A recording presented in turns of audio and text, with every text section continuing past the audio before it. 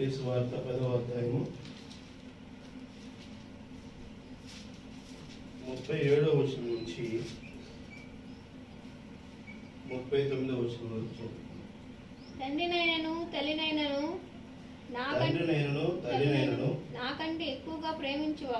నాకంటే ఎక్కువగా ప్రేమించువాడు నాకు పాత్రుడు కాడు. కుమారునైనను కుమార్తెనైనను నాకంటే ఎక్కువగా ప్రేమించువాడు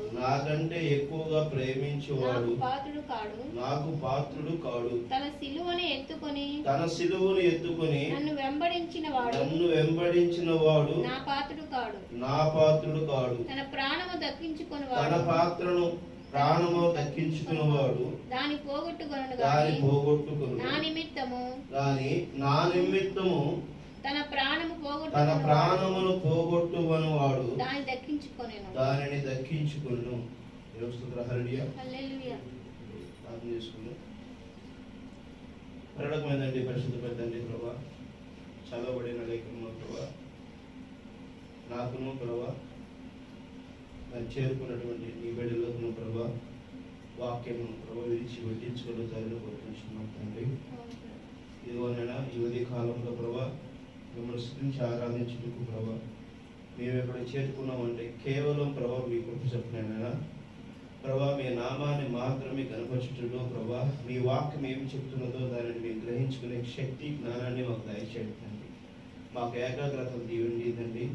ఏ ఒక్క సాతాను కూడా ప్రభా సాతాను క్రియలు ప్రభా మా మధ్య రాకుండా ప్రభా ప్రభువైన యేసుక్రీస్తు నామములో బంధిస్తున్నాం. ప్రభా నైనా వాక్యము మాత్రమే ఇక్కడ ఏర్పడాలి నాయన. వాక్యము మాత్రమే ప్రవచమగలిగిన తండ్రి. వాక్యము మాత్రమే ప్రభా సర్వశ్రేష్టమైనది. వాక్యమే మాత్రమే నిన్న నేడు నిరంతరం ఏకరీతిలో ఉన్న తండ్రి. ప్రభా మీరు తప్పనించి మరొక దేవుడు లేడు ఉండకూడని ప్రభా సెలవిచ్చిన దేవా, అది నిజం సత్యం ప్రభా మేము గ్రహించి ప్రభా ఆ వాక్యానుసారంగా మేము జీవిస్తూ ప్రభా మమ్మల్ని మరుగున పెట్టి మీరు మాత్రమే ప్రభా ఘనతా మహిమ పొందుకోవాలని యేసుక్రీస్తు నామములో అడిగి వేడుకుంటున్నాం మా తండ్రి.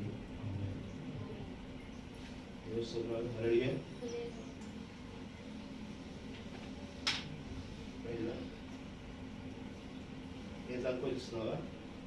ఎందుకని కూర్చోడానికి సంతోషిస్తున్నావా? ఎందుకని కూర్చోడానికి సంకోచిస్తున్నావా అంట. కుర్చీలో కూర్చోమని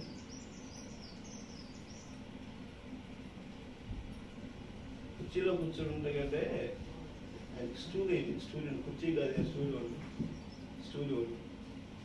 కుర్చీ కాదు స్టూల్ ఎక్కడుందో చూడు. విష్ణు కుమార్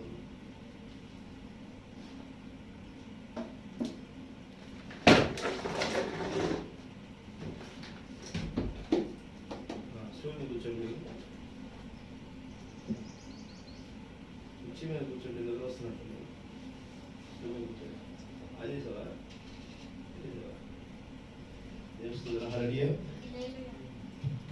ఏం సౌండ్ అవ్వట్లేదా? పెద్ద సౌండ్ అవ్వట్లేదా?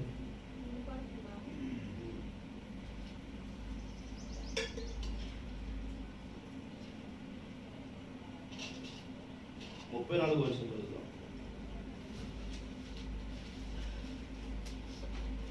ప్రభువైన యేసుక్రీస్తు మొదటి రాకడ ఏమయ్యిందో చదువుతాం. హల్లెలూయా. ఆయన ఏమంటున్నాడు? నేను భూమి మీదకి సమాధానమును పంపవచ్చునని తలంచుకుడి. ఖడ్గమునే గాని సమాధానమును పంపుటకు నేను రాలేదు. ఒక మనుష్యునికి వాని తండ్రికి కుమార్తెకును ఆమె తల్లికిని కోడలికిని ఆమె అత్తకును విరోధము పెట్టవచ్చుదని. స్తోత్రం. హల్లెలూయా. ఒక మనిషిని ఇంటి వారే అతనికి శత్రువుడు అవుతారు. ప్రభువైన యేసుక్రీస్తు అసలు భూమి మీదకి ఎందుకు వచ్చాడంట? ఎందుకు వచ్చాడు?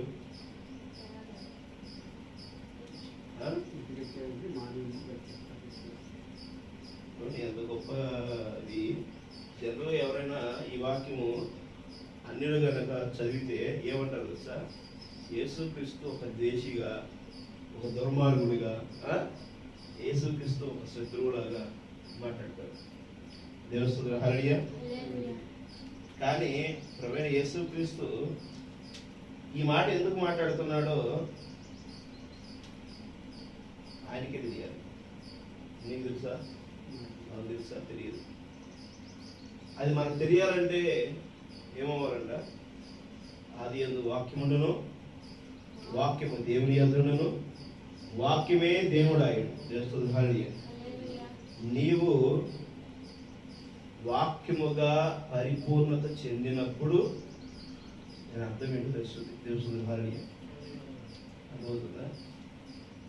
వాక్యముగా నువ్వు పరిపూర్ణత చెందినప్పుడు దాని అర్థం ఏంటో తెలుస్తుంది. తెలుస్తుంది. హల్లెలూయా. ఇది విరోధం ఎందుకు కావాల్సి వచ్చిందో చూద్దామా?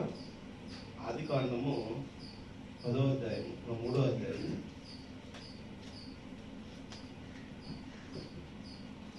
ఆది కాండము 3వ అధ్యాయము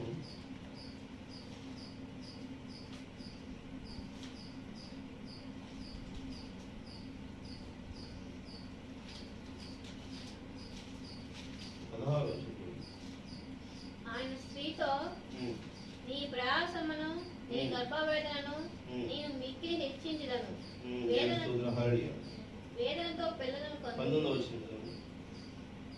నీవు నేలకు తిరిగి చేరు వరకు నీ ముఖపు చెమట కార్చి ఆహారము తిందు. నీవు నేలకు తిరిగి చేరు వరకు నీ ముఖము చెమట కార్చి ఆహారం తిందు. ఎలా ఎలాగా నేల నుండి నువ్వు తీయబడితివి, నీవు మన్నే కనుక తిరిగి మన్నే పోవద్దని చెప్పాడు. తెలుస్తుందా? హల్లెలూయా. అర్థమైందా? మన ఎక్కడి నుంచి వచ్చాడు? ఆదాము ఎక్కడి నుంచి వచ్చాడు?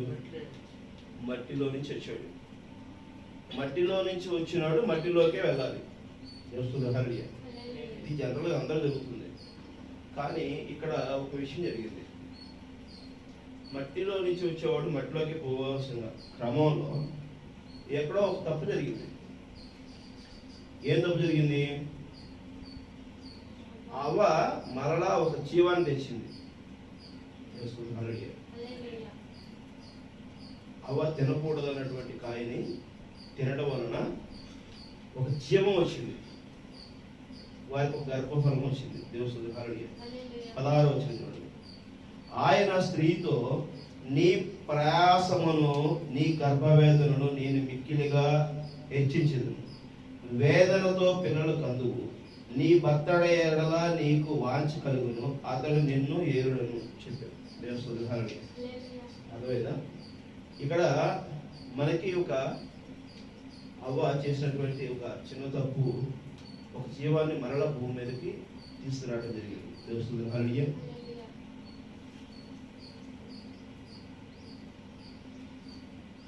నేను మీకు క్లారిటీగా అర్థమవుతుంది కదా? ఉదాహరణ ఏమైనా చెప్పాల్సి ఉంటుందా?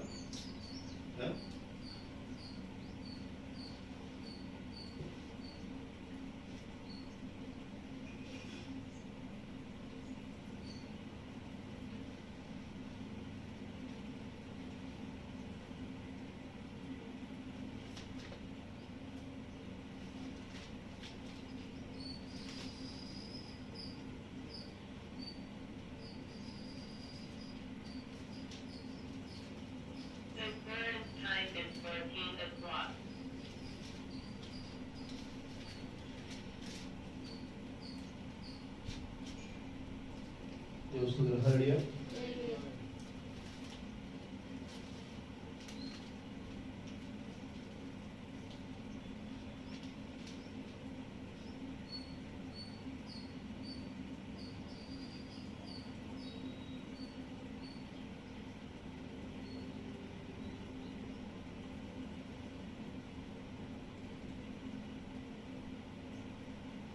ఆదాము భార్యకు మొదటిగా ఏ పేరు కలిగి ఉన్నది? ఆదాము భార్యకు మొదటిగా ఏం పేరు కలిగి ఉంది? నారి అని పేరు కలిగి ఉంది. దేవుని హల్లెలూయా. అది 2వ అధ్యాయము 33వ వచనం 23వ వచనంలో ఇది నరులలో నుండి తీయబడిన కనుక నారి అనబడింది. అవ్వకి ఆ నారికి మరోసారి పేరు పెట్టాడు దేవుని హల్లెలూయా. ఏం పేరు, ఎక్కడ పేరు పెట్టాడు చూడండి. 20వ వచనం 3వ అధ్యాయం 20వ వచనం. ఆదాము తన భార్యకు హవ్వ అని పేరు పెట్టాడు. ఎలా అనగా ఆమెను జీవము గల ప్రతి వానికి తల్లి, జీవము గల దాని ప్రతి దానికి ఆమె తల్లి అవటం వల్ల హవ్వ అని పేరు పెట్టవచ్చు దేవుని హల్లెలూయా. కానీ మొదటిగా ఆమె పేరేంటి? నారి. ఆమె జీవము కలిగిన ప్రతి దానికి ఆమె తల్లి అయింది దేవుని హల్లెలూయా. జీవము కలిగిన ప్రతి దానికి ఏమైంది? ఆమె తల్లి అయింది. ఆమె మాతృమూర్తిగా అక్కడ నామకరణం చేయబడింది దేవుని హల్లెలూయా. ఇప్పుడు మాతృమూర్తిగా నామకరణం చేయబడి అన్నిటికీ ఆమె తల్లి ఉంది కాబట్టి ఆమె జీవానికి ఆమె ఒక ప్రధానమైనటువంటి వ్యక్తి అయి ఉంది కాబట్టి మనం ఆమెనే కొలిస్తే సరిపోతుందా? దేవుని హల్లెలూయా. కొలవచ్చా? ఆమెని ఆరాధించవచ్చా? ఆమెని మహిమపరవచ్చా? కానీ మరి ఇప్పుడు ఏం జరుగుతుంది?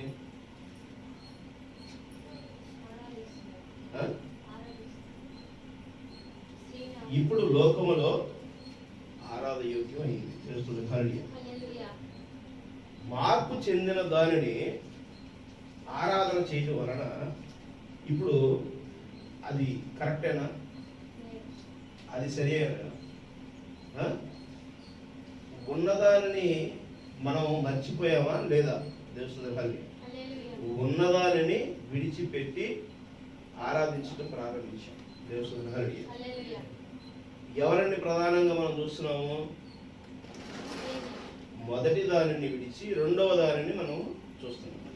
మొదటిగా మరి తండ్రి అయినటువంటి యెహోవాని ఆదాము అవ్వ ఆరాధించారు ఎక్కడన్నా?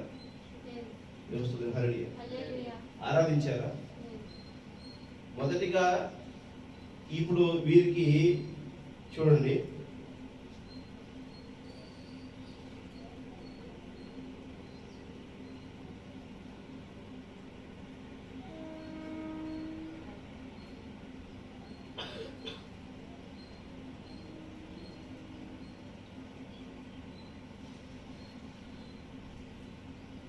వయసు ఉంటుంది చూడండి. ఇక్కడ 4వ అధ్యాయంలో ఆదాము తన భార్య అవ్వను కూడినప్పుడు ఆమె గర్భవతి అయ్యి కయీనును కని యెహోవా దయ వలన నేను ఒక మనిషిని సంపాదించుకున్నాను. తరువాత ఆమె అతనికి తమ్ముడు హేబేలును కని హేబేలు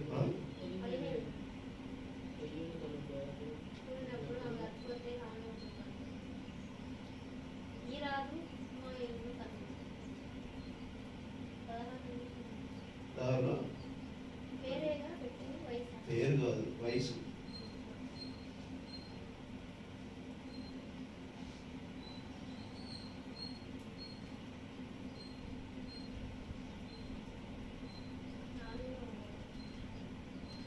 నాలుగులో ఉందా?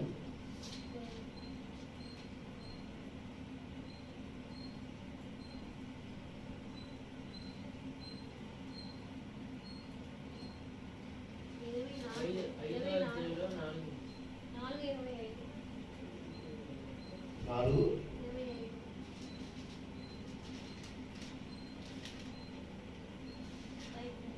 ఏముంది?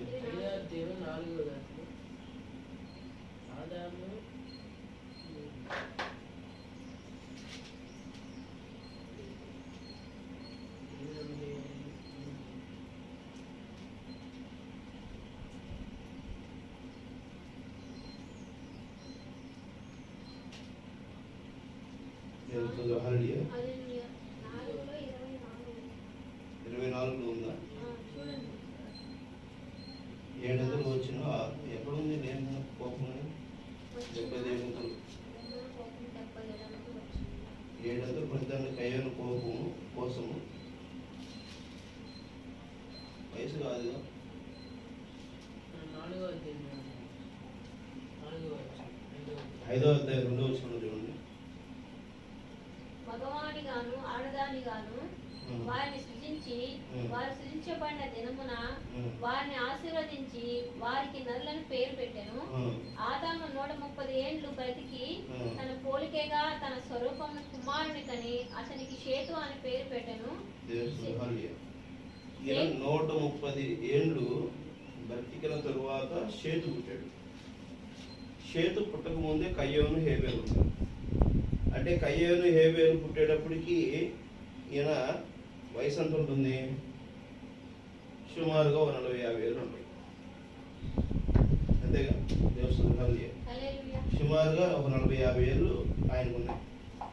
ఆయన పుట్టిన కాడు నుంచి ఆయన వయసుకు వచ్చేంత వరకు కూడా ఆయనకి అవకి సాంగత్యం కలిగి ఎప్పుడైతే కయ్యోను కనేటువంటి వయసుకు వచ్చినప్పుడు అప్పటి వరకు కూడా వారు దేవుడిని ఆరాధించాల. దేవుడి కానీ వారు దేవుడితో స్వయంగా మాట్లాడేవారు. దేవుడి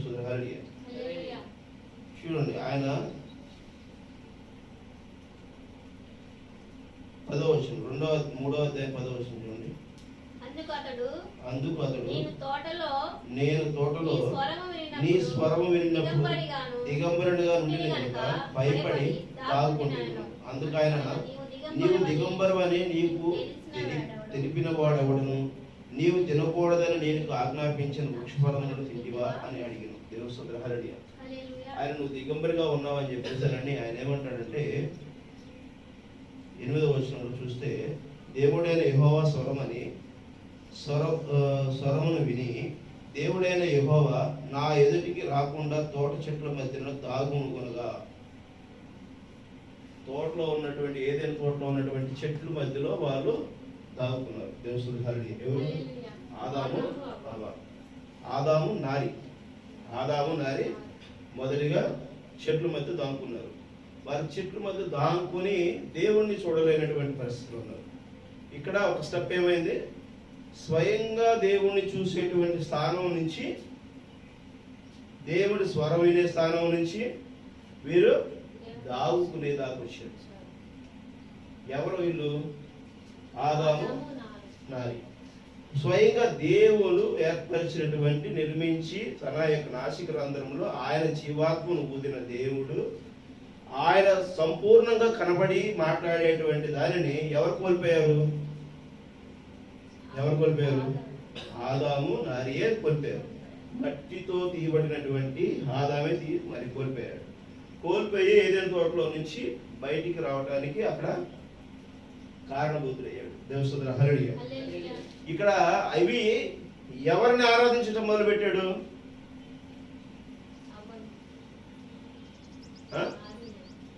ఎవరిని ఆరాధించడం మొదలు పెట్టారు? హవ్వగా పేరుగా గావించినటువంటి జీవములకు మొదటిగా తల్లి అయినటువంటి ఆమె. అప్పటికి ఆమె తల్లిని కనలేదు. ఆమె పేరు పెట్టేటప్పుడు ఆమె కనలేదు. ఎవరిని కనలేదు? కయ్యోని కనలేదు, హేబేలును కూడా కనలేదు. ఏదైనా తోట నుంచి బయటకు వచ్చేటప్పుడు నువ్వు మట్టిలో నుంచి తీయబడిన వాడు కాబట్టి, నువ్వు మట్టిలో కలపబడేవాడివి కాబట్టి నీవు ఈ నేలను నువ్వు సేద్యం చేసుకుని నీ చెమటను కార్చుకుంటూ నువ్వు ప్రయాసపడుతూ నువ్వు జీవించు.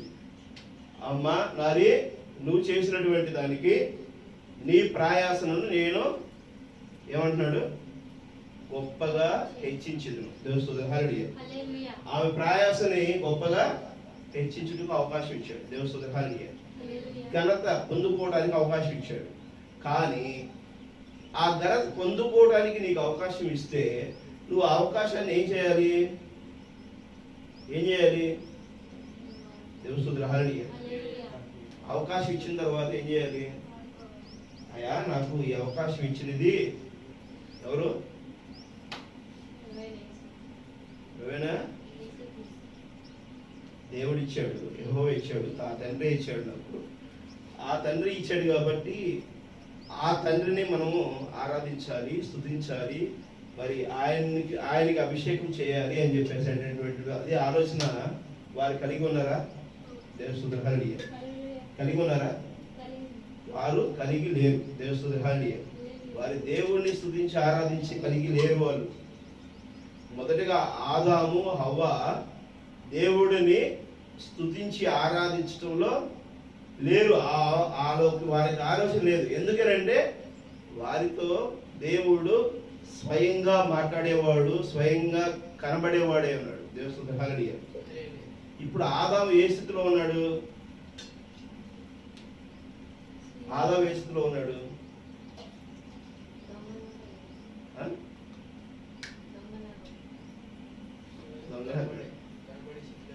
ఆదాము స్వయంగా దేవుడితో మాట్లాడే స్థితిలో ఉన్నాడు. కానీ ఆదాముకి ఇచ్చాడా ఆయన స్థానం? జీవాన్నిటికి కూడా మరి తల్లి అవదు అని చెప్పేసానని ఆదాముకి ఇచ్చాడా? ఎవరో లేదు. చూడండి వాక్యం చూడండి. 19వ వచనం చూడండి. 20వ వచనం. ఆదికాండం 3వ అధ్యాయము 20వ వచనం. ఆదాము తన భార్యకు హవ్వ అని పేరు పెట్టి ఎలా అనగా ఆమె జీవము గల ప్రతి వానికి తల్లి. దేవుడిచ్చాడు ఇక్కడ. దేవుడిచ్చాడా? జీవము గల ప్రతి దానికి హవ్వ తల్లి అని చెప్పేసి అనేటువంటి ఆ యొక్క వాగ్దానము ఎవరిచ్చాడు? దేవుడిచ్చాడా? దేవుడు ఇవ్వలా, ఆదాము ఇచ్చాడు. దేవస్తుతులు హల్లెలూయా. ఆదాము ఏ స్థితిలో ఉన్నాడు ఇప్పుడు?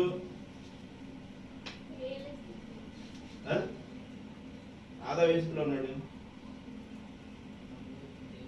దేవస్తుతులు హల్లెలూయా. ఏ స్థితిలో ఉన్నాడు?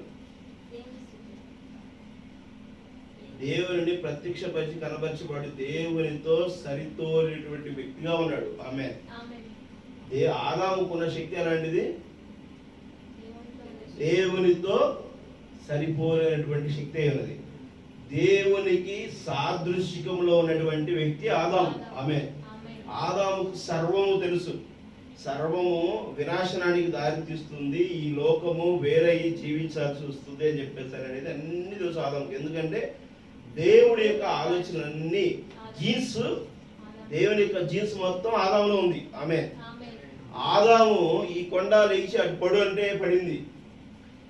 ఇది కుక్క, ఇది ఎద్దు, ఇది పంది, ఇది దున్నపోతు, ఇది ఏనుగు, ఇది మేక, ఇది గొర్రె అని చెప్పేసారని పేర్లు పెట్టే స్థితిలో ఉన్నాడు ప్రతిదానికి. అర్థమైందా? ఆయనే పలికాడు. ఏమని? నారికి హవ్వ అని పేరు పెట్టి ప్రతి జీవానికి తల్లి విలువ అని చెప్పన్నాడు. దేవస్తుతులు హల్లెలూయా. ఆయన పలికాడు. ఇప్పుడు కానీ ఆదాము ఆరాధన యోగ్యుడిగా ఉన్నాడా? లేడు. ఎవరు ఆరాధన యోగ్యుడిగా ఉన్నారు? హవ్వ ఆరాధన యోగ్యుడిగా ఉంది. ఇప్పుడు నిజముగా ఉన్నదానిని కోల్పోయావా లేదా? దేవస్తుతులు హల్లెలూయా. మరి వెతికి రక్షించడానికి వచ్చిన వాడు ఎవరు?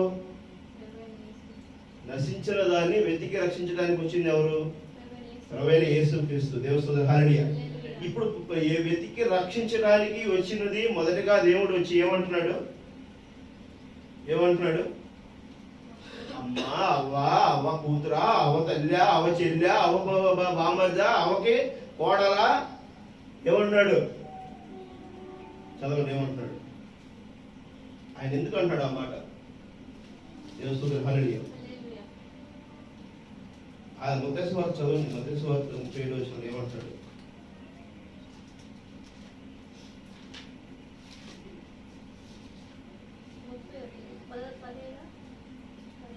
మత్తయి సువార్త 10వ అధ్యాయము 37వ వచనం నుంచి 39 దాకా మొదటి చదువుకుందాం మనం. తండ్రి అయినను తల్లి అయినను నాకంటే ఎక్కువగా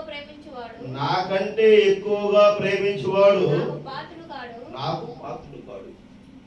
ఏంటంట? ఇప్పుడు ఎవరిని ప్రేమిస్తున్నారే మీరు? క్లియర్ అయిందా? అర్థమైందా మీకు? ఎవరిని ప్రేమిస్తున్నారు? ప్రేమించడానికి అవకాశం ఇచ్చింది ఎవరు?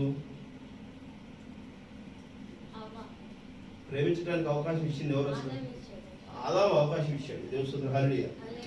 ఆదామే అన్నాడు. ఏమన్నాడు? ఈ అవ్వే ఈ నారే, నువ్వు ఇచ్చిన ఈ నారి వలనే నేను ఆ కాయ తిన్నాను. ఏంటి, నువ్వు ఇచ్చినటువంటి ఈ అవ్వ వలనే కానీ నేను నారి కాయ తిన్నది, లేకపోతే నేను తినేవాడిని కాదు. ఆ జీవం కలిగినటువంటి ఆ కాయ నేను తినేవాడిని కాదు అన్నాడు. దేవస్తుతులు హల్లెలూయా. ఆ కాయ ఏంటనేది వర్తమానంలో ఉన్న వాళ్ళకి అందరూ తెలుసు. దేవస్తుతులు హల్లెలూయా. ఆ కాయ తినడం వలన ఇప్పుడు దేవుడు ఏం చెబుతున్నాడు? దేవస్తుతులు హల్లెలూయా. ఆదికాండంలో చూడండి, దేవుడు ఏం చెప్పాడు? ఆ కాయ తినడం వల్ల దేవుడు ఏమన్నాడు? 2వ అధ్యాయంలో చూడండి, ఆదికాండము 3వ అధ్యాయం 16వ వచనం ఏమన్నాడు? ఆయన స్త్రీతో నీ ప్రయాసమును నీ గర్భవేదనను నేను మిక్కిలిగా హెచ్చించుదును, వేదనతో పిల్లల కలుగు, నీ భర్త ఏడల నీకు వాంఛగలుగును, అతడు నిన్ను ఏలునని చెప్పాను. దేవస్తుతులు హల్లెలూయా. స్త్రీకి ఆయన ఏమిచ్చాడు? స్త్రీకి ఆయన ఏమిచ్చాడు? స్త్రీతో నీవు ప్రయాసమును నీ గర్భవేదనను నేను మిక్కిలుగా హెచ్చించదనని. దేవస్తుతులు హల్లెలూయా. అర్థమైందా? మరి ఆయన ఏం చేస్తున్నాడు? తల్లి గర్భము కలిగినటువంటి ఒక తల్లి, ఒక ఆడది స్త్రీ గర్భము కలిగి పిల్లలని, మరి జీవం కలిగిన పిల్లలని ఈ భూమి మీదకి ఇచ్చే అవకాశం ఇస్తుంది. కాబట్టి ఆ యొక్క క్రియనైతే, ఆ స్థితినైతే, ఆ తల్లి యొక్క స్థానాన్ని అయితే ఆయన ఏమంటున్నాడు? ఏమన్నాడు? మిక్కిలిగా హెచ్చించదును. దేవస్తుతులు హల్లెలూయా. మిక్కిలిగా హెచ్చించదును. అయితే వేదనతో పిల్లలను కందువు, నీ భర్త ఎడల నీకు వాంఛ కలుగును. దేవస్తుతులు హల్లెలూయా. ఆమె హెచ్చించుతుంది, భర్త ఎడల వాంఛ కలుగుతుంది, ఆ భర్త నిన్ను ఏలును. దేవస్తుతులు హల్లెలూయా. అర్థమవుతుందా? ఇప్పుడు భర్త ఎడల వాంఛ కలగాలి, భర్త ఎడల వాంఛ కలగాలి.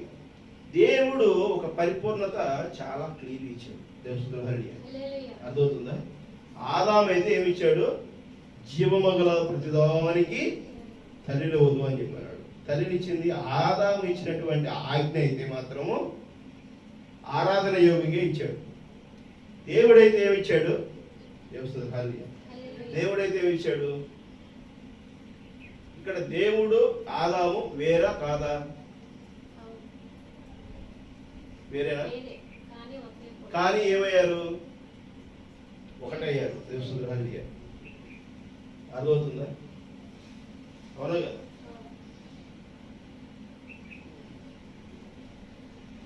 ఈరోజు మనం ఒక విషయం ఏమైనా చెప్పాలనుకో, మనం చెప్పేంత వరకు కూడా శాలేం స్కూల్కి వెళ్ళొద్దు అని ఎప్పుడు చెప్తాడా? ఎప్పుడు ఎక్కడదామా అని ఎవరు కనిపించింది? శాలేం కనిపించింది. కానీ ఎగ్గొట్టు అని చెప్పేసి అని నేను చెప్తానా? తండ్రి చెప్పడు. దేవస్తుతులు హల్లెలూయా. తండ్రి ఎందుకు చెప్పడు? తనకు తెలుసు, స్కూల్ ఎగ్గొడితే పాఠాలు పోతే ఆ యొక్క చదువు రాదు, చదువు రాకపోతే ఉత్తీర్ణతగా లేరు, విజేతలు కాగలేరు. దేవస్తుతులు హల్లెలూయా. తండ్రికి తెలుసు. కానీ కొడుకు ఏంటి? కొడుకు ఎవరు? శరీరం. దేవస్తుతులు హల్లెలూయా. ఈ లోక సంబంధమైన శరీరం అయినది. కానీ తండ్రి కొడుకు వేరు కాదు. ఎందుకంటే ఆలోచనలు ఒకటే.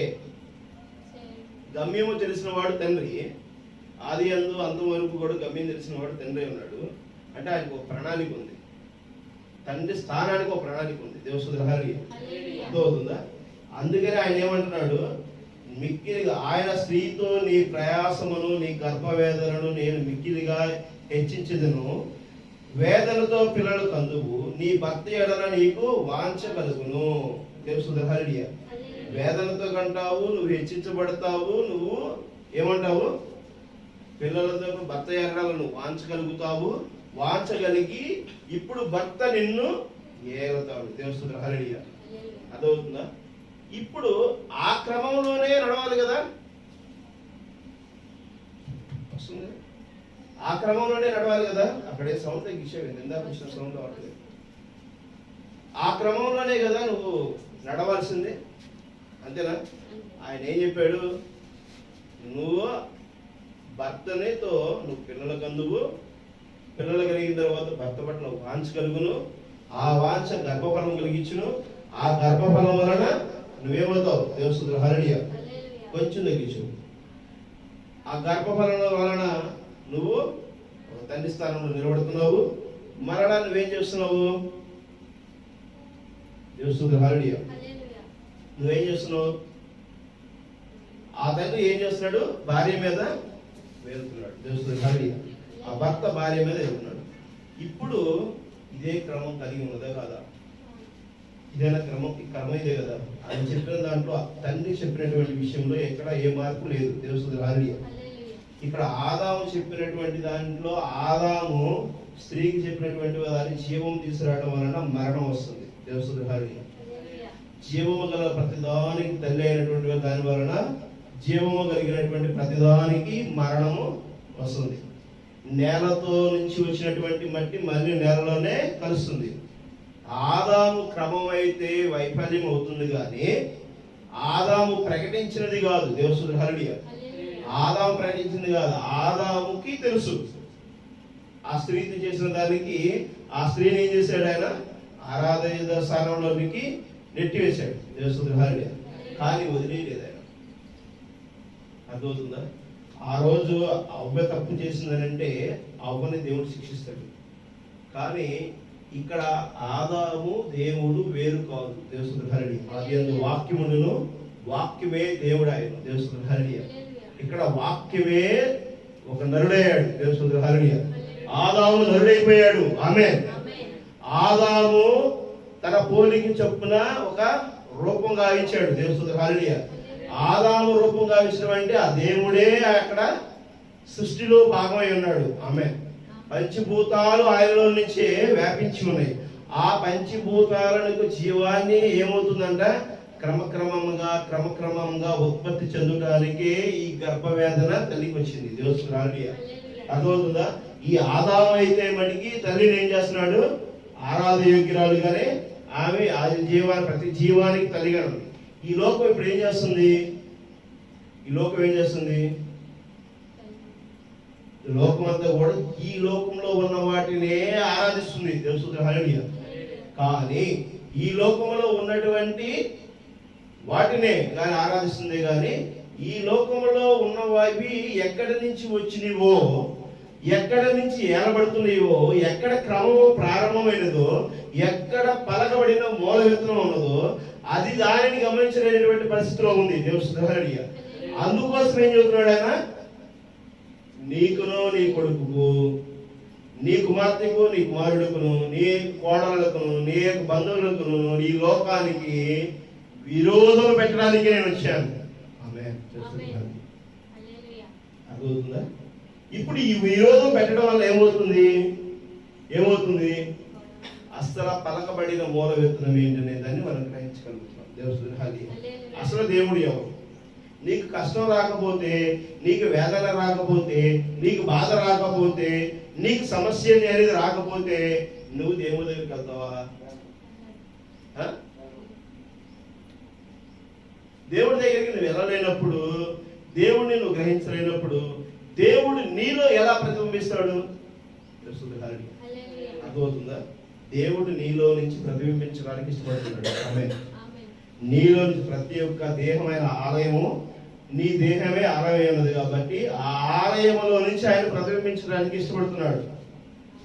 అదే ఆ ఆలయంలో నుంచి ప్రతిబింబించడానికి ఏంటంటే నిన్ను నువ్వు సరి చేసుకునేటకు, సరిదిద్దుకోవడానికి ఆయన భూమి మీదకి వచ్చి ఈ సమస్యలను సృష్టిస్తున్నాడు. దేవస్తుల హల్లెలూయా. అర్థమవుతుందా?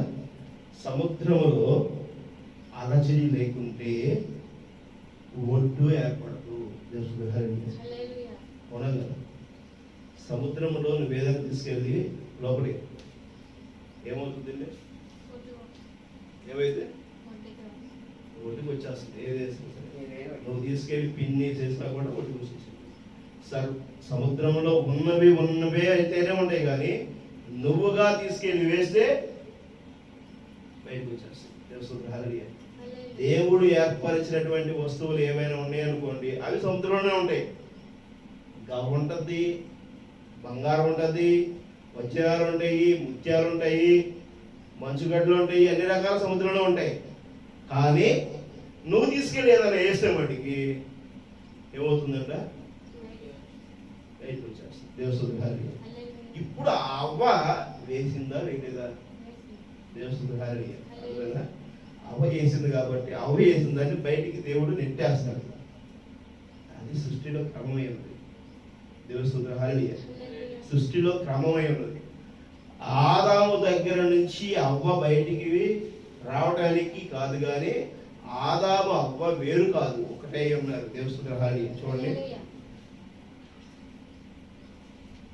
1 పేతురు 3వ అధ్యాయం 3వ వచనం చదవండి. 1 పేతురు 3వ అధ్యాయం 1వ వచనం.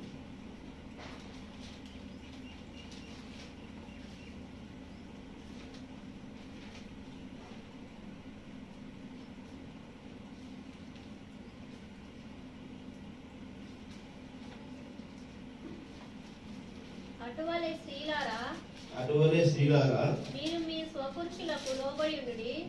మీ స్వపురుషులకు లోబడి ఉండుడి. అందువలన వారిలో ఎవరైనను వాక్యములకు అవిధేయులైతే వారు భయముతో కూడిన నీ పవిత్ర ప్రవర్తన చూసి వాక్యము లేకుండానే తన భార్య నడవడి వలన రాబట్టబడుచును. దేవస్తుతి. తన భార్య నడవడిని బట్టి రాబట్టబడాలంట. దేవస్తుతి. అర్థమైందండి? ఇప్పుడు నేను చెప్పినటువంటి వాక్యము అదేనా?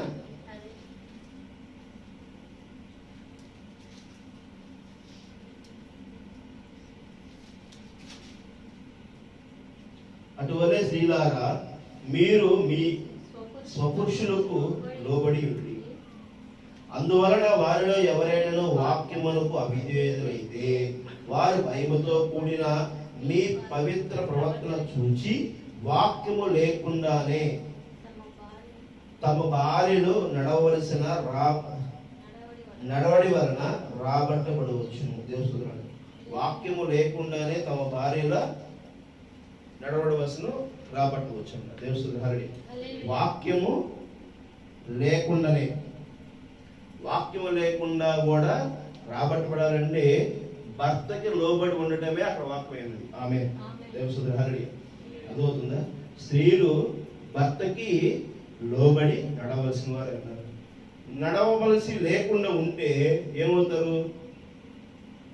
అవ్వలాగా ఉంటారు. దేవస్తుతి. అవ్వ జీవానికి ప్రతిదానికి తల్లి. ఆమె ఆరాధన యోగ్యురాలుగా అయిపోతే ఇక్కడ క్రమం ఏమవుతుంది? క్రమం తప్పుతుంది. దేవస్తుతి. క్రమం తప్పుతుంది కాబట్టి ఆ క్రమాన్ని నడిపించటం కోసమే దేవుడు ఏమంటున్నాడు? భర్తకి భార్య లోబడిన జీవితంలో రావాల్సింది. అలాగని చెప్పేసరి భార్య ఏమన్నా బానిస భర్తకి? దేవస్తుతి. భార్య ఏమన్నా భర్తకు బానిస? భార్య భర్తకు బానిస కాదు. ఎందుకు కాదు? దేవస్తుతి. భార్య భర్తకు బానిస కాదు. ఎందుకు కాదు? ఎందుకు కాదు? భార్య ఎందుకు లోబడి ఉండాలి? భర్తకి ఏమన్నా ఆధిపత్యం ఏమన్నా దేవుడు ఇచ్చాడా? భార్యకి ఏమన్నా తప్పు ఇచ్చాడా? దేవస్తుతి. చెప్పండి, భర్తకి భార్య ఎందుకు లోబడి ఉండాలి? దేవస్తుతి. ఎందుకని? భర్తలో భార్య మమేకమై ఉన్నది. ఆమె భర్తలో నుంచే కదా భార్య తీయబడింది. భార్య అసలు వేరు కాదు కదా. భార్య అసలు వేరెందుకు అవుతుంది? భార్యను కూడా భర్త ఆ విధంగానే ప్రేమించవలసి ఉన్నదా లేదా?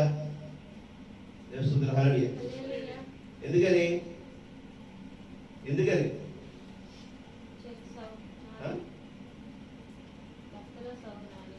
దేవుడు మొదటికి ఒక ఆజ్ఞ ఇచ్చాడు కదా. ఏమిచ్చాడు?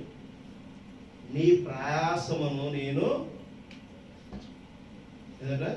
హెచ్చించదు, మిక్కిలిగా హెచ్చించదు. దేవుడు భార్య యొక్క ప్రయాసని ఆల్రెడీ దేవుడు హెచ్చిస్తున్నాడు. ఆదాంగా హెచ్చిస్తుంది. ఇక్కడ దేవుడే ఆశీర్వచనం ఇచ్చాడు. అర్థమవుతుందా? దేవుడే ఇచ్చాడు ఆశీర్వచనం. భార్య యొక్క ప్రయాసం అంతా కూడా హెచ్చించేందుకు అవకాశం ఇచ్చాడు దేవుడు. దేవుడే ఇచ్చాడు, ఆదాం ఇవ్వలేదు. హల్లెలూయా. భార్యను హెచ్చించడానికి, భార్య జీవం గల ప్రతి దానికి తల్లి అవ్వటానికి ఆదాం అవకాశం ఇచ్చాడు. కానీ ఆదాము ద్వారా అవకాశం ఇవ్వబడింది, కానీ దేవుడి ద్వారా ఇవ్వబడలా. దేవుడు హల్లెలూయా. దేవుడు ఏం చేశాడు? వేరు చేయలేదైనా. భార్యను భర్తను అసలు ఆయన వేరు చేయలా. ఇక్కడ వేరైంది. ఎక్కడ? ఆదాము నుంచి అవ్వ వేరైంది, ఆరాధ యోగ్యురాలుగా అయింది. ఆదాము ఏమవుతున్నాడు? సర్వసృష్టిలో భాగం అయి ఉన్నాడు. అసలు ఆయనకు సర్వము తెలిసిన వ్యక్తి అయి ఉన్నాడు. కానీ ఆయన కదా అసలు ఘనత కలిగి ఉండాల్సింది. ఆదాము కదా. ఇప్పుడు నేను ఒక పని చేసి పెడితే, ఒక వ్యక్తి ఒక పని చేసి పెడితే ఆ మనిషి దగ్గర అతను కృతజ్ఞత చూపిస్తాడా లేదా? చూపిస్తాడా లేదా? దేవుని స్తుతి హల్లెలూయా. మరి ఒక పులికి, ఒక మేకకి, ఒక కుక్కకి, ప్రతి పర్వతానికి, ప్రతి సముద్రానికి, ప్రతి దానికి కూడా పేరు పెట్టినటువంటి ఆదాము ఎందుకు ఆరాధ యోగ్యుడిగా లేడు? దేవుని స్తుతి హల్లెలూయా. అర్థమవుతుందా? ఆరాధ యోగ్యుడు ఎందుకు లేడు? ఇక్కడ స్త్రీ ప్రయాస మిక్కిలిగా హెచ్చించబడటానికి దేవుడు ఇచ్చిన కృపను బట్టి దేవుడు ఏం చేశాడు? ఆదాముకి పలకడానికి అవకాశం ఇచ్చాడు. జీవము గల ప్రతి దానికి నువ్వు తల్లి అని చెప్పేశారని ఆయన ఏం చేశాడు? ఆరాధన యోగికి అవకాశం ఇచ్చాడు. అక్కడ స్టార్ట్ అయినటువంటి ఆరాధన యోగ్యం ఎప్పుడు కూడా ఏమవుతుందన్న ఆది యందు పరాశక్తి ఉంది. దేవుని హల్లెలూయా. అర్థమవుతుందా? స్త్రీ లేనిదే ఇక భూమి లేదు. వెళ్ళిపోయారు. దీనికి ఏమన్నాడు?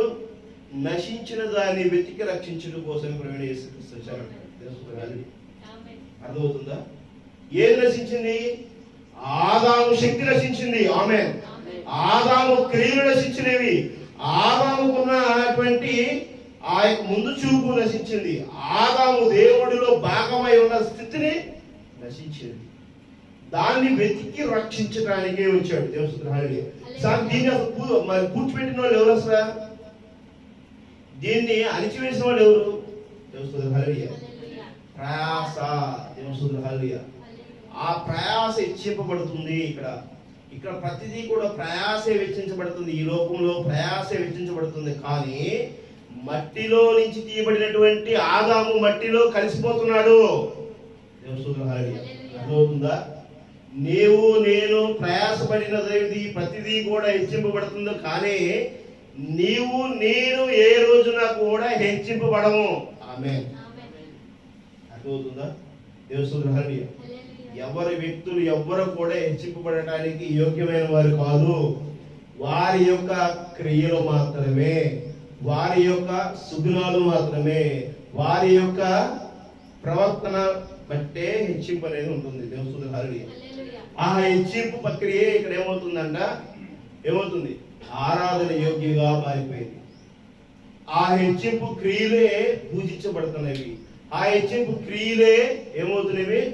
ఒక క్రమం కట్టుకొని ఆ హెచ్చింపు క్రియలే, ఆ ప్రయాసే ఈ భూమి మీద ఏళ్తుంది. దేవుని హల్లెలూయా. అర్థమవుతుందా? ఈ యొక్క దానినన్నిటినీ కూడా దేవుడు ఏం చేయాలనుకున్నాడు? స్త్రీకి మరి భర్తగా, ఆదాము భర్తగా ఉన్నాడు. ఏలాలి. ఏం చేయాల్సి ఉందంటే ఏలాలి. ఎవరు ఏలాలి? ఇప్పుడు పలకబడిన మాట ఏలవలసింది. ఆమేన్. అర్థమవుతుందా?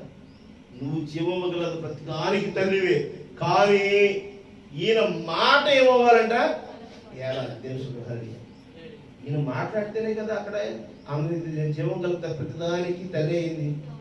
అవునా కదా? ఆ ఆయన మాట్లాడితేనే కదా. అవును తల్లైంది కదా అని చెప్పేసి మనం ఆరాధిస్తున్నాము, ఓకే. ఇప్పుడు ప్రయాసని మనము గనపరుస్తున్నాము, ఓకే. మన ఆమె చేసినటువంటి క్రియల కోసం గొప్పగా మనం చూస్తున్నాము, ఓకే. కానీ పలికింది ఎవరు? స్వరమే కదా. పలకబడిన మాటే కదా.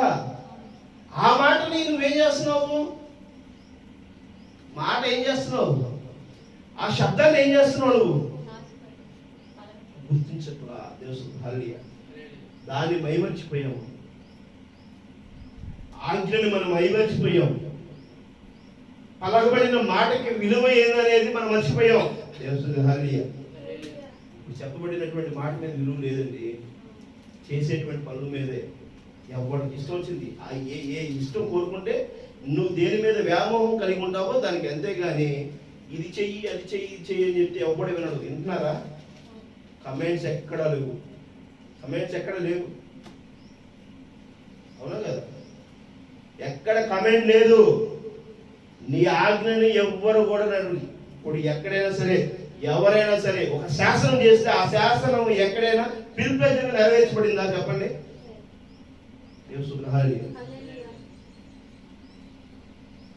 ఉందా? భారత రాజ్యాంగంలో రాయబడినటువంటి ప్రతిదీ కూడా ఖచ్చితంగా నెరవేర్పు జరిగేటువంటిది ఉందా? లేదు, మరుగున పెట్టబడింది.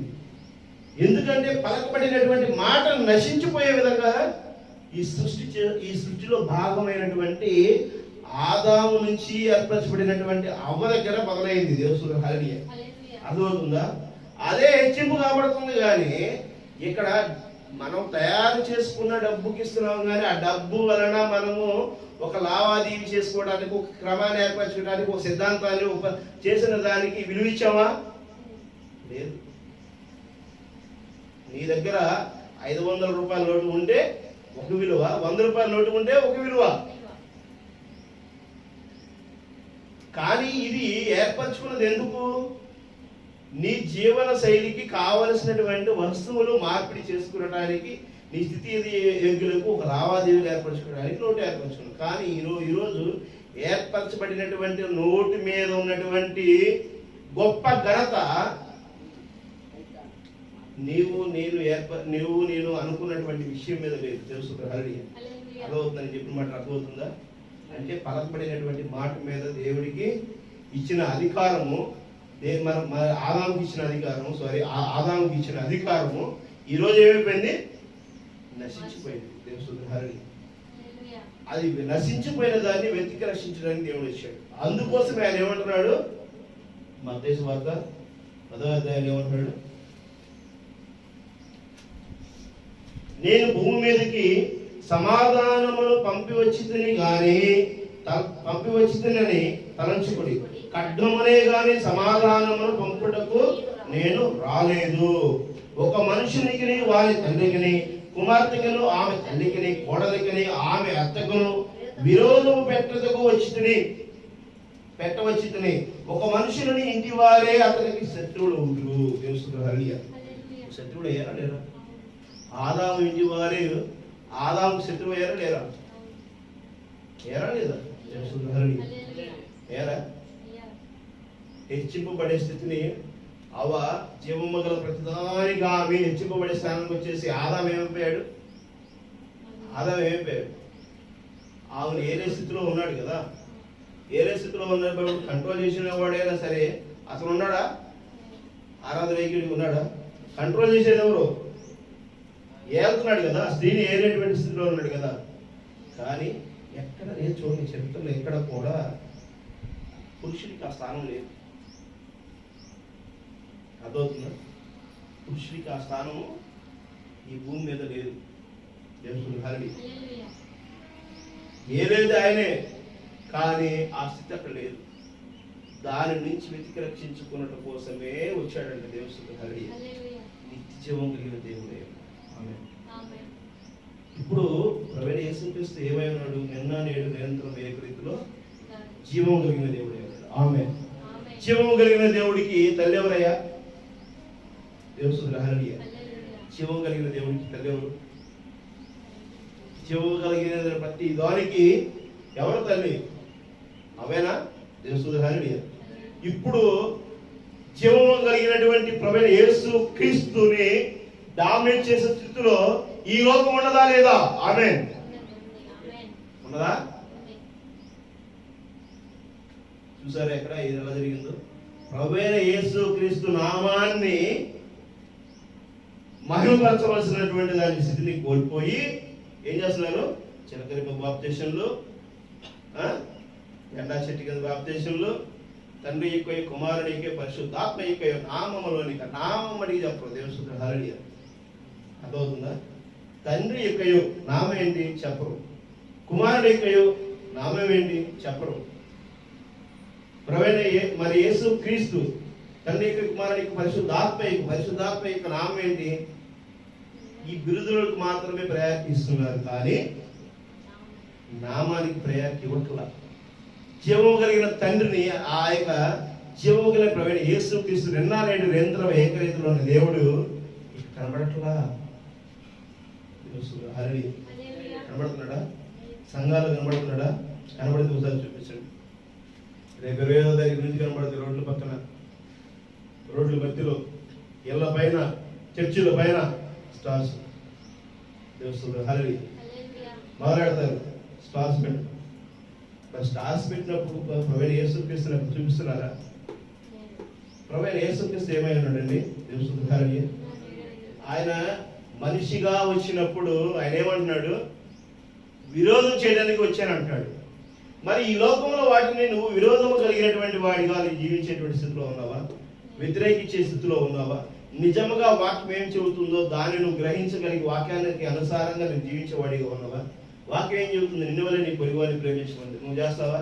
లేదు. నన్ను నేను ప్రేమించుకుంటా, నా కుటుంబం, నా వారసత్వం, నా వంశం, నా వాళ్ళు, నా కులం, నా మతం, నా దేశం, నా నా నా నా నేను నేను నేను నేను నేను నేను తప్ప మరొక దేవుడు లేడు, రాడు, ఉండబోడు అనేటువంటిది దేవుడు చెప్తున్నటువంటి స్పష్టమైన మాట. దేవుడు హల్లెలూయా. మరి ఆ స్థితిని నువ్వు నేను కలిగి లేకపోతే, ఆ స్థితి కలిగినటువంటి పరిస్థితిలో మనము నిలిచి ఉండకపోతే, నిజంగా ఆ వాక్యము నీలో హత్తుకోకపోతే, దేవుడు చెప్పినటువంటి ప్రణాళికలను చొప్పున మనం జీవించలేకపోతే, ఆది యందు ఏమున్నదో ఆ విషయాలు మనం గమనించే స్థితిలో మనం లేకపోతే, ఏర్పరచుకునే స్థితిలో మనం లేకపోతే, నీవు నేను నిజంగా ప్రణాళిక కలిగినటువంటి దానిలో మనం ఉండగలుగుతామా? ఆ ఎత్తబాటు ఏంటో మనకు తెలుస్తుందా? ఆ రాజ్యం ఏంటో మనకు తెలుస్తుందా? ఆ రాజు ఏంటో తెలుస్తుందా? గత వారం మనం రాజ్యము, రాజు గురించి మాట్లాడుతున్నాం. తెలుస్తుంది హల్లెలూయా. ఆ రాజ్యం ఏంటో చూసాం, ఆ రాజు ఏంటో చూసాము. ఆ రాజు నీలో నుంచి కనబరచబడాలంటే ఆ రాజు ఎవరై ఉన్నాడు? నిన్న నేడు నిరంతరం ఏకరీతిలో ఉన్నటువంటిది వాక్యమే ఉన్నది. ఆది యందు వాక్యమే ఉండును, వాక్యము దేవుని యందు ఉండును, వాక్యమే దేవుడు ఆయను. దేవుడు హల్లెలూయా. ఇప్పుడు వాక్యము ప్రభువైన యేసు క్రీస్తు వాక్యము మన మధ్యకు వచ్చింది, మనతో ఉంది. దేవుడు హల్లెలూయా. ఫస్ట్ పలికింది, ఫస్ట్ కనబడింది, వినబడించింది. ఇప్పుడు మనతో ప్రభువైన యేసుక్రీస్తుగా జీవించింది. ఆ వాక్యమే దేవుడు ఆయన. దేవుడు హల్లెలూయా. ఇప్పుడు వాక్యమే దేవుడు అవసరం ఉంది. వాక్యం ఎక్కడి నుంచి అవసరం ఉంది? నీలో నాలో నుంచి ప్రతిబింబించవలసి ఉంది. దేవుడు హల్లెలూయా. ఇప్పుడు జీవము కలిగిన ప్రతిదానికి తల్లి హవ్వ అయితే, ఆ హవ్వని కనబరచబడిన ఆదాము, కనుమరుగైనటువంటి ఆదాము మరలా ఏమవ్వాలి? శిరస్సు అయిపోవాలి. ఆ శిరస్సు అవి ఉండటం కోసమే చెప్తున్నాడు. 1 కొరింథీయులు 3వ అధ్యాయం 11వ అధ్యాయము, 1 కొరింథీయులు 11వ అధ్యాయము 3, 4, 5 వచనాలు.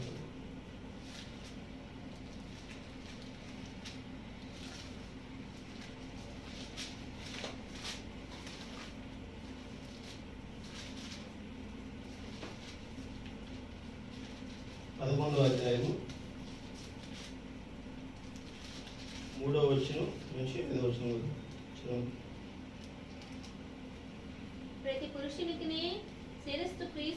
పురుషునికి శిరస్సు క్రీస్తేననియు, స్త్రీకి శిరస్సు పురుషుడనియు, క్రీస్తునకు శిరస్సు దేవుడనియు మీరు తెలుసుకొనవలెనని కోరుచున్నాను. ప్రతి పురుషునికి శిరస్సు క్రీస్తేనని, ప్రతి పురుషునికి శిరస్సు క్రీస్తే అన్నాడు. తెలుస్తుంది హల్లెలూయా. స్త్రీకి శిరస్సు పురుషుడనియు, అర్థమైందా? స్త్రీకి పురుషుడు ఎవరై ఉండాలి? పురుషుడే. స్త్రీకి పురుషుడే శిరస్సు అయి ఉండాలి.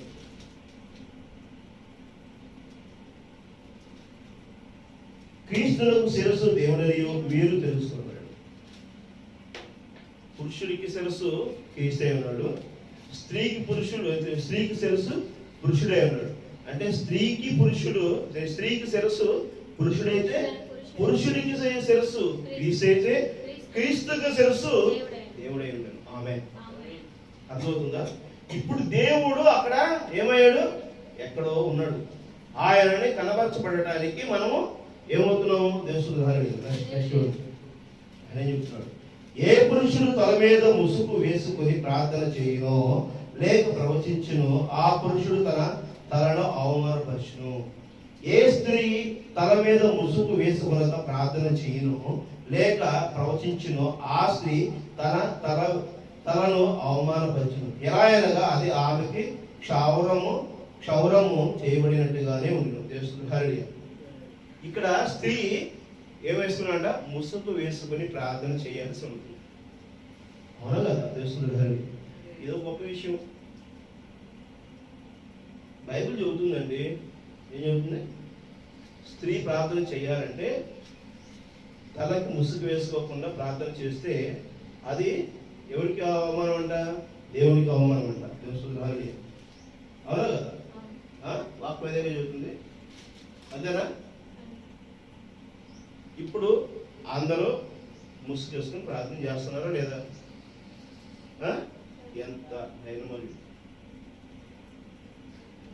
ఎంత వాక్యములో మైమరుపు, ఈ వాక్యములో ఎంత మనిషికి అవగాహన కోల్పోయారో చూడండి. తెలుస్తుంది కానీ అక్కడ చాలా క్లియర్గా ఆయన ఏం చెబుతున్నాడు? ఆ స్త్రీ తన తల అవమానపరుచును, ఎలా అనగా అది ఆమెకి క్షౌరము చేయబడినట్టుగానే ఇండును. ముసుగు వేసుకోకుండా ప్రార్థన చేస్తే క్షౌరము చేసినట్లేనంట. క్షౌరం అయితే మరి బోడిగుండు వేసుకుని దేవుడి దగ్గర ప్రార్థన చేసినట్లంట. క్షౌరం అంటే ఏంటి? ఎదుగులే కదా. మరి ముసుగు వేసుకోవడం అంటే తల వెంట్రుకలే దేవుడు స్త్రీకి ఏమిచ్చాడు? చెంగుగా ఇచ్చాడు. ఆమె తల వెంట్రుకలే చెంగుగా ఇచ్చాడు. ఇక్కడ దేవుడు ఏం చెబుతాడు అంటే తెలుసా? ఇంకా 5వ వచనం చూడండి. 5వ వచనం.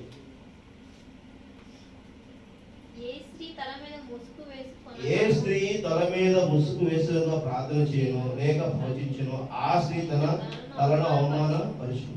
ఎలా అనగా ఆమె క్షౌరము చేయబడినట్టుగానే ఇండును. స్త్రీ ముసుగు వేసుకుని ఎడల తల వెంట్రుకలు కత్తిరించుకొనవలెను.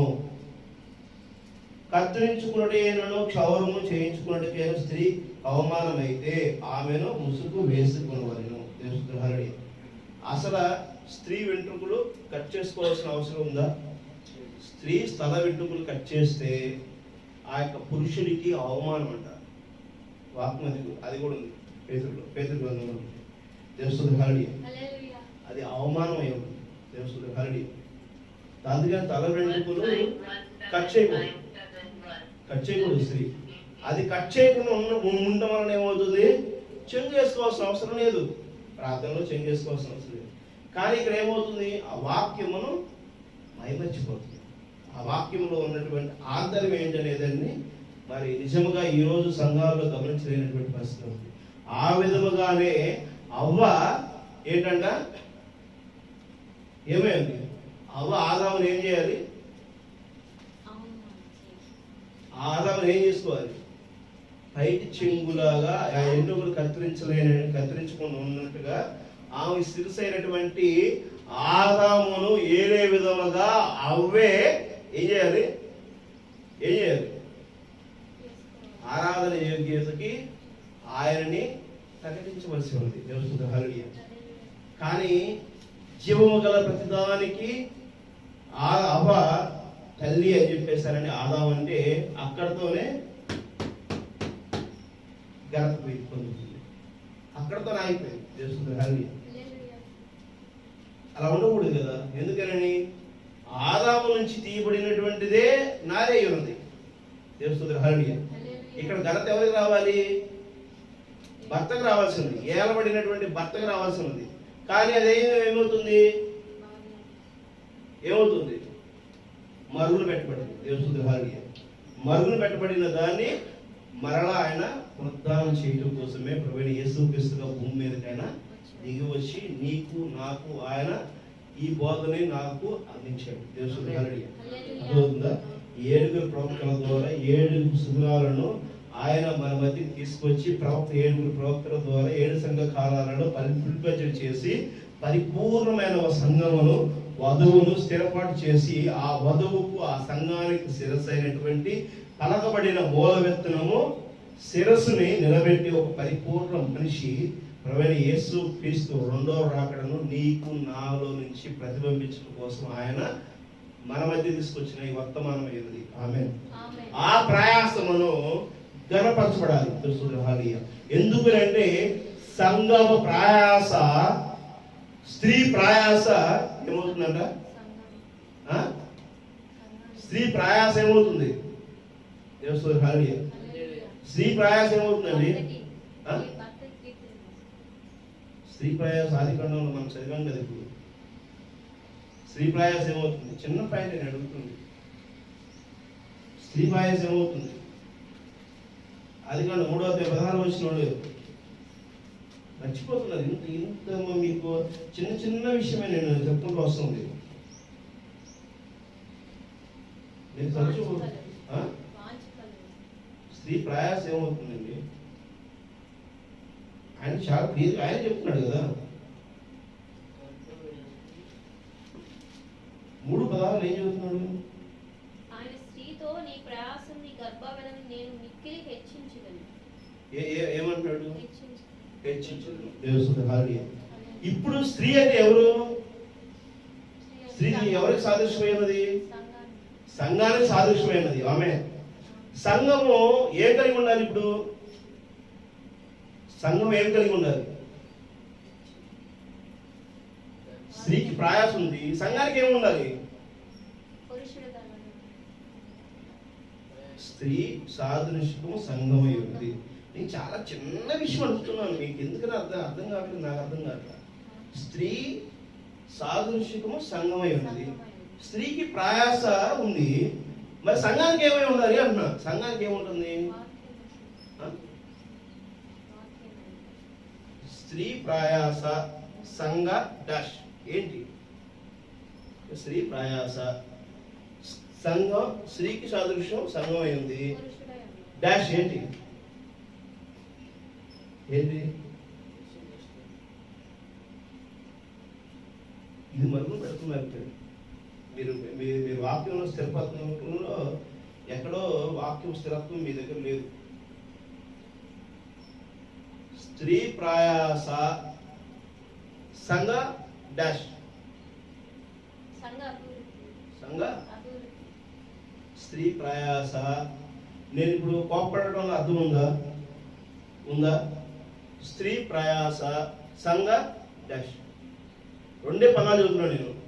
ఒక పదం స్త్రీకి సాదృశ్యం సంఘం అయి ఉంది. స్త్రీ అంటేనే సంఘం, ఇక్కడ స్త్రీ ప్రయాస, 2 పదాలు చెప్తున్నాను నేను ఇక్కడ. స్త్రీకి సాదృశ్యం సంఘం అయి ఉంది. సంఘము నెక్స్ట్ గొప్ప ఏంటి? అది ఆ పదం ఏంటి?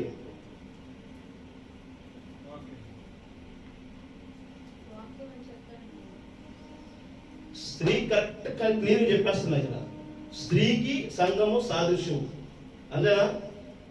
ఆగిపోయింది, ఇక్కడ ఆగిపోయింది వాక్యం, ఇక్కడ ఆగిపోయింది. స్త్రీకి ప్రయాస, సంఘానికి ఏమై ఉండాలి? ఇప్పుడు ఏం కావాలండి సంఘానికి? సంఘం అంటే స్త్రీయే కదా. స్త్రీకి ఏమై ఉంది అక్కడ? స్త్రీకి ఏమై ఉంది? నేను ఇంతసేపు మిమ్మల్ని అడుగుతున్నాను, నిన్న కూడా మీరు ఇంకా వాక్యంలో అక్కడ రావట్లేదు. నేను ఇంత చిన్న విషయమే, నేను ఇంత చిన్న విషయం మీకు ఇంత చక్కగా స్క్రీన్ వేసి మరి చూపిస్తున్నా. ఇదే ప్రశ్న నేను ఇన్నిసార్లు అడిగినా కూడా చెప్పట్లేదు మీరు. ఇది చెప్పకుండా బయటికి వాక్యం చెప్పలేను. ఇది వాక్యం చెప్పలేను. మీకు అర్థం కాకపోతే నేను చెప్పలేను. నేను చెప్పను కూడా. చెప్పను. అదే అక్కడ వాక్యం ఏం చెబుతుంది? స్త్రీ ప్రయాస, స్త్రీకి సాదృశ్యం సంఘమై ఉంది. సంఘం ఏంటి? రెండో పాయింట్ ఏంటి? రెండో పదం ఏంటి? స్త్రీ ప్రయాస. స్త్రీ ఒక పదము, రెండో పదం ప్రయాస. స్త్రీకి ప్రయాస అనేది స్త్రీకి సాదృశ్యం సంఘమై ఉంది. ఆ రెండో పదం ఏంటి?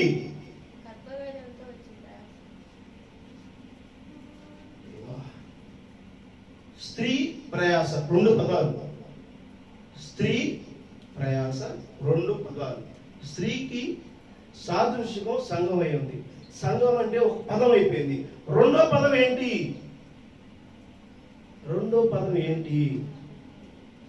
స్త్రీ ప్రయాస, రెండు పదాలు ఉన్నాయి.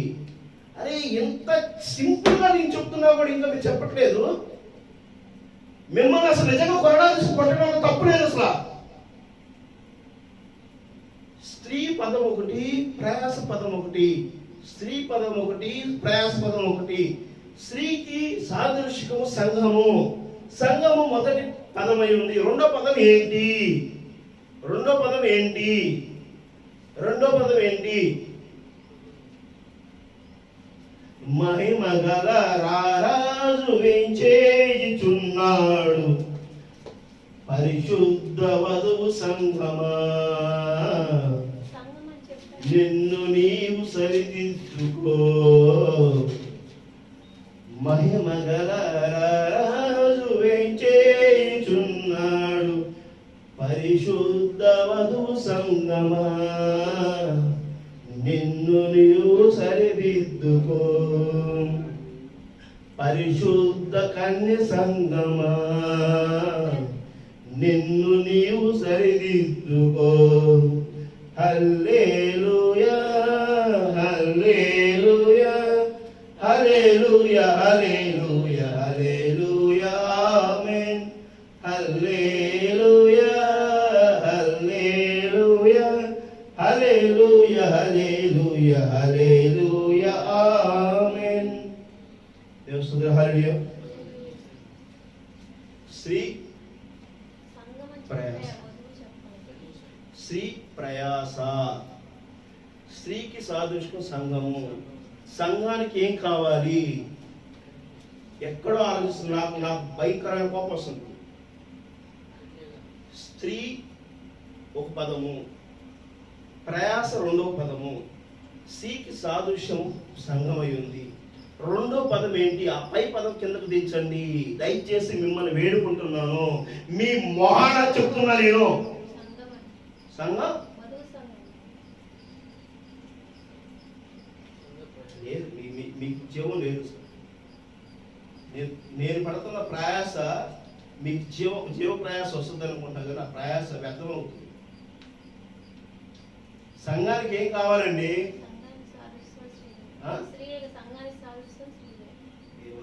అస్సలు పదం చెప్పట్లేదు. నేను పడుతున్న ప్రయాస వ్యర్థం అవుతుంది. సంఘానికి ఏం కావాలి? ఇదే లేదు, ఇదే లేదు, ఇదే లేదు, ఇదే లేదు. నేను పడుతున్నది ప్రయాస, ఇదే లేదు, ఏం లేదు. అది అదే అదే నా బొంద అదే. స్త్రీ ప్రయాస పడుతుంది, సంఘ ప్రయాసం ఏది? ఇదే చచ్చిపోయింది. అర్థమైందా? ఇదే చచ్చిపోయింది. ఆ ప్రయాస చచ్చిపోయింది. అరే ఒక పదం నేను చెబుతున్నా. స్త్రీకి సాదృశ్య సంఘమై ఉంది, స్త్రీకి సాదృశ్య సంఘమై ఉంది. స్త్రీకి ప్రయాస ఉంది, స్త్రీకి ప్రయాస ఉంది. స్త్రీకి ప్రయాస ఉంటే హెచ్చించబడుతుంది. సంఘానికి ఏముండాలి? హెచ్చించబడాలంటే ఏముండాలి? మరి ఇప్పుడు ఏమైంది? ఎంతసేపు కొట్టుకున్నాను?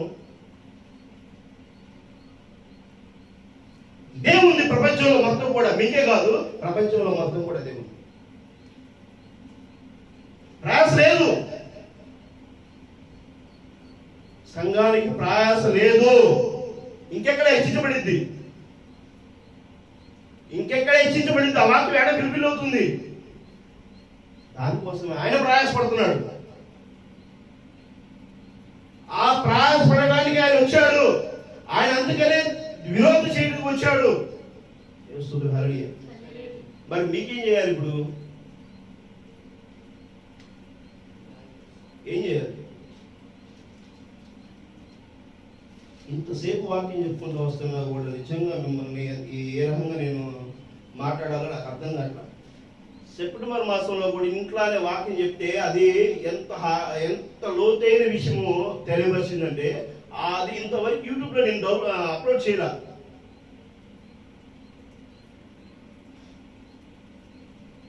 అదే ఒక పదం చదివి చదివి చదివి చదివి అదే అక్కడే అక్కడే అక్కడే అక్కడే తిప్పి తిప్పి తిప్పి తిప్పి తిప్పి తిప్పి చదువుతున్నా కూడా చెప్పట్లా. నాది ఏ బాధ అవుతుందో కూడా మీకు ఆ బాధ మీకు చెప్పట్లా.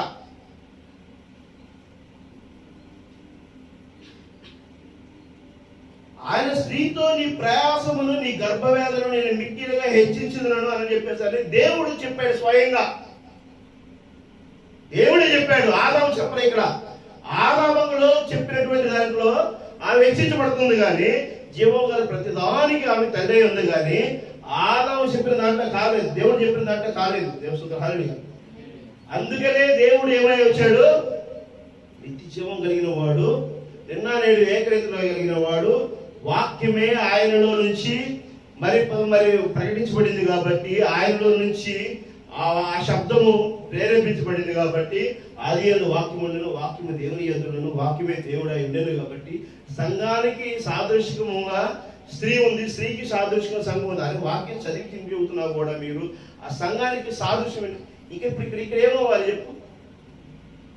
ఇంకో నెక్స్ట్ స్టెప్ వస్తే సంఘానికి శిరస్సు ఏమై ఉన్నాడు?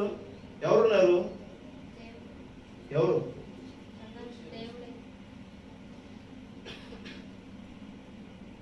ఇందాక ఎక్కడ చదివాం కదా, అది ఎక్కడ చదివాం? అది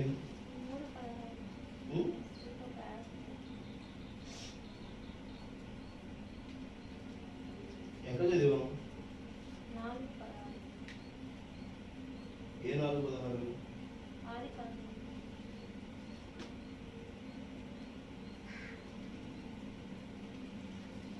స్త్రీకి శిరస్సు పురుషుడై ఉన్నాడు, పురుషుడికి శిరస్సు ఎవరై ఉన్నారు? ఆ ఉన్నారు, ఇక్కడే ఉన్నారు. మీరు జీవం కలిగి ఉన్నారా? చచ్చిపోయినట్టున్నారు. అసలు ఎక్కడ చదివాం అది? మరి చెప్పడానికి ఏమి అంత బాధపడిపోతున్నారు? మొదటి కొరింథీ 11వ అధ్యాయం చదివారు కదా. ఇప్పుడు నేను ఎన్ని రిఫరెన్స్లు చదివించా మీ చేత? 4 కదా, ఎక్కువ ఏం చదివించలేదు కదా. ప్రతి పురుషునికి శిరస్సు క్రీస్తునయు, స్త్రీకి శిరస్సు పురుషుడనయు, క్రీస్తునకు శిరస్సు దేవుడనయు మీరు తెలుసుకొనవలెనని కోరుచున్నాను. ఇప్పుడు స్త్రీకి సాదృశ్యం సంఘమై ఉంది, అవునా? స్త్రీకి శిరస్సు పురుషుడే ఉన్నాడు. దేవస్తుడు హల్లెలూయా. స్త్రీకి శిరస్సు పురుషుడే ఉన్నాడు. సంఘానికి శిరస్సు ఎవరైనా?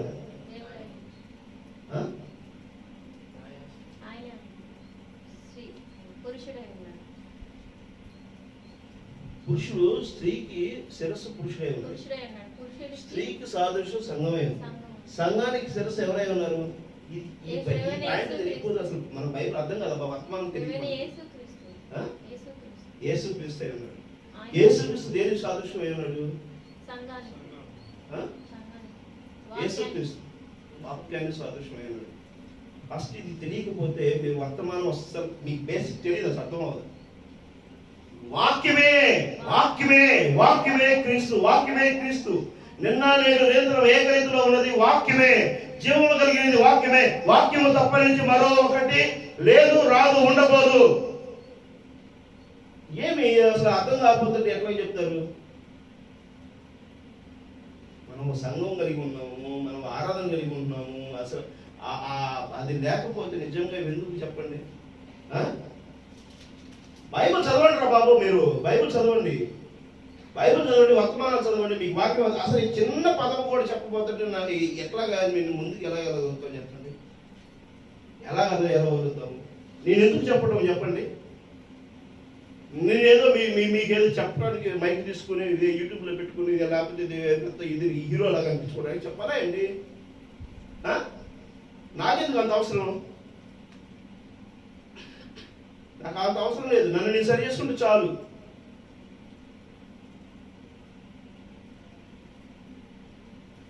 మీకు వాక్యం చెప్పడానికి దేవుడు నాకు కృప ఇస్తే మీకు చెప్పబడుతున్న దాన్ని మీరు ఆసక్తిగా వింటానంటే నేను వాక్యం చెప్తాను, లేకపోతే చెప్పను.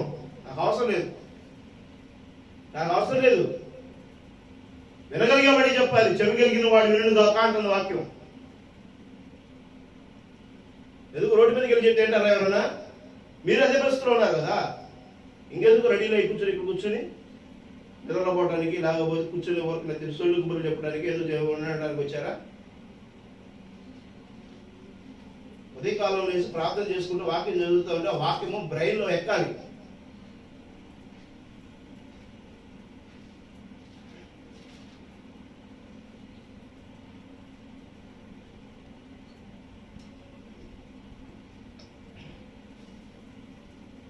ప్రభువైన యేసుక్రీస్తుని మీరు ఎన్ని తిట్టినా సరే దేవుడు క్షమిస్తాడు.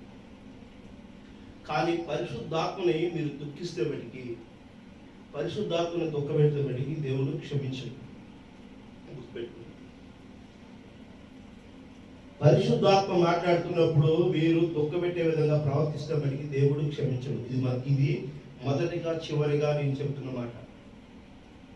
పరిశుద్ధాత్మ రంగం మీద ఉండి మాట్లాడేటప్పుడు పరిశుద్ధాత్మ చెప్తున్న విషయాలు మీరు గమనించకపోతే నిజంగా మీ అంత మూర్ఖులు ఈ ఎవరు ఉండరు.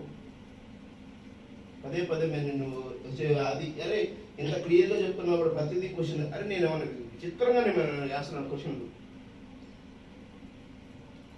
విచిత్రంగా ఏమైనా వేస్తున్నాను క్వశ్చన్లు.